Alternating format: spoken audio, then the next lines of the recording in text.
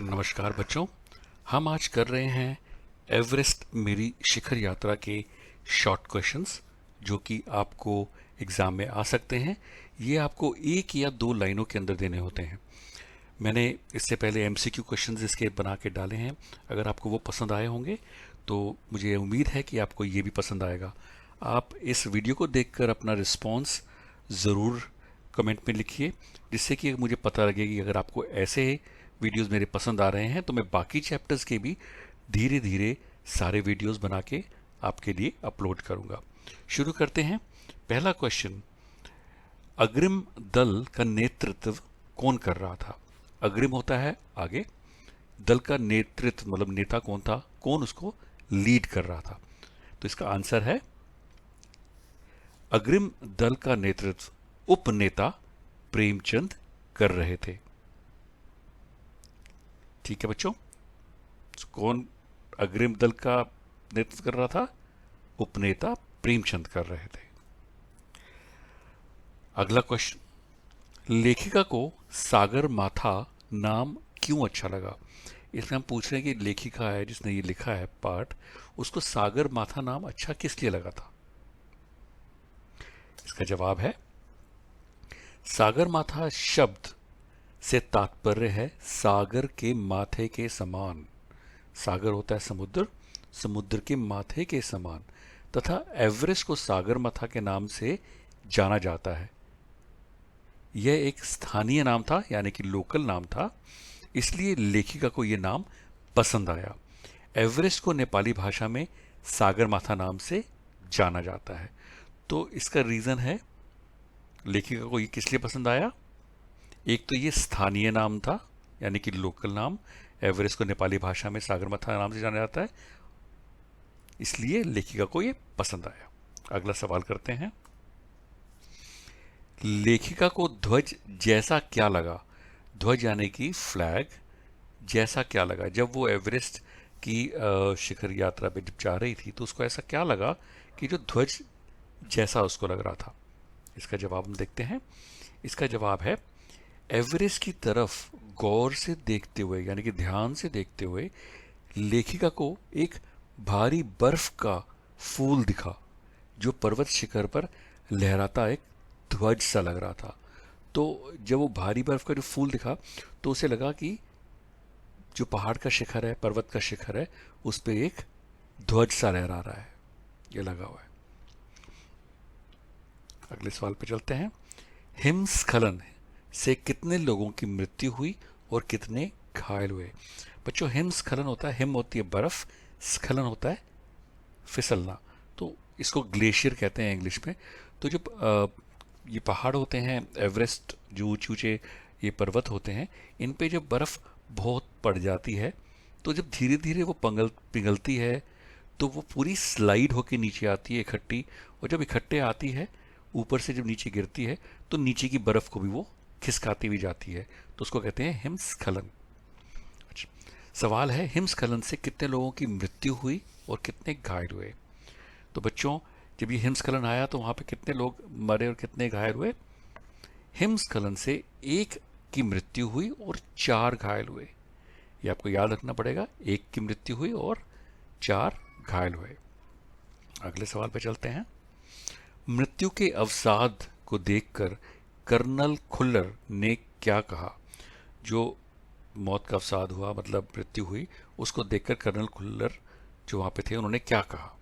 उन्होंने कहा, एक शेरपा कुली की मृत्यु तथा 4 के घायल होने के कारण अभियान दल के सदस्यों के चेहरे पर छाए अवसाद को देखकर कर्नल खुल्लर ने कहा कि एवरेस्ट जैसे महान अभियान में खतरों को और कभी कभी तो मृत्यु को भी सहज भाव से स्वीकार करना चाहिए। तो कर्नल खुल्लर ने कहा कि एवरेस्ट जो कि इतना ऊंचा पर्वत है, पहाड़ है, उसको अभियान में खतरे नॉर्मली आपको एक्सपेक्ट करने चाहिए कि खतरों से खेलना पड़ेगा और कभी कभी मृत्यु भी हो सकती है, तो इन सबको सहज मतलब कामली एक्सेप्ट करना चाहिए हमें। नेक्स्ट सवाल पे चलते हैं। रसोई सहायक की मृत्यु कैसे हुई, रसोई सहायक होता है जो किचन में हेल्प करता है, उसकी मृत्यु कैसे हुई। तो बच्चों रसोई सहायक जो था उसकी मृत्यु एवरेस्ट शिखर पर चढ़ाई के दौरान जलवायु अनुकूल नहीं थी। अनुकूल का मतलब फेवरेबल नहीं थी, या आप समझिए कि जैसी नॉर्मल होती है वैसे नहीं थी। तो और हिमपात भी बहुत ज़्यादा हो रहा था, यानी कि बर्फ़ भी बहुत पड़ रही थी और अनिश्चित बदलाव हो रहे थे, यानी कि कभी बर्फ़ पड़ रही है, हवा चल रही है, और जो जलवायु अनुकूल नहीं था। इन सब के मिक्सचर के कारण रसोई सहायक की मृत्यु हो गई। तो हिमपात और अनियमित और अनिश्चित, मतलब जो पता नहीं हो कि कल क्या होना है, कैसा मौसम होगा, इन बदलावों के कारण रसोई सहायक की मृत्यु हो गई। कैंप 4 कहाँ और कब लगाया गया था? तो बच्चों ये प्रश्न पूछा गया पुस्तक में, कैंप 4 कहाँ और कब लगाया गया था? आपको याद होना चाहिए। कैंप 4 साउथ कोल में 29 अप्रैल को 7,900 मीटर की ऊंचाई पर लगाया गया था। लेखिका ने शेरपा कुली को अपना परिचय किस तरह दिया? जो लेखिका है जब शेरपा कुली से मिली तो उसने अपने आप को इंट्रोड्यूस, परिचय मतलब कि अपने बारे में कैसे दिया? इसका जवाब है, लेखिका ने जब साउथ कोल के बेस कैंप में शेरपा कुली को देखा तो उन्होंने उसे अपना परिचय यह कहकर दिया कि मैं बिल्कुल ही नौसिखिया हूँ और यह मेरा पहला अभियान है। नौसिखिया होता है बिल्कुल ही जिसको कुछ नहीं आता, पहली बार सीख रहा है, और ये इनका पहला अभियान है। लेखिका ने अपना परिचय ऐसे दिया शेरपा कुली को। और बच्चों अब ये आखिरी क्वेश्चन आ गया है। आशा करता हूँ आपको ये वीडियो ज़रूर पसंद आया होगा। अगर आपको अच्छा लगा है तो बस मेरी आपसे यही गुजारिश है कि आप इस वीडियो को लाइक ज़रूर कीजिए और कमेंट कीजिए, जिससे कि मैं, अगर आपको अच्छे लग रहे होंगे, लोग लाइक कर रहे होंगे इस वीडियो को, तो मैं ऐसे ही वीडियोस जो आपके बाकी चैप्टर्स के हैं, शॉर्ट क्वेश्चंस के और लॉन्ग क्वेश्चंस के, बनाने की कोशिश करूँगा और अपलोड करूँगा। चलो आखिरी क्वेश्चन करते हैं बच्चों। लेखिका की सफलता पर कर्नल खुल्लर ने उसे किन शब्दों में बधाई दी? कि शब्दों का मतलब कौन से वर्ड यूज किए बधाई देने के लिए? लेखिका की सफलता पर कर्नल खुल्लर ने बधाई देते हुए कहा, ये अब शब्द जो कहे उन्होंने ये बता रहे हैं, मैं तुम्हारी इस अनूठी, अनूठी मतलब अजब, अलग सी उपलब्धि के लिए तुम्हारे माता पिता को बधाई देना चाहूँगा।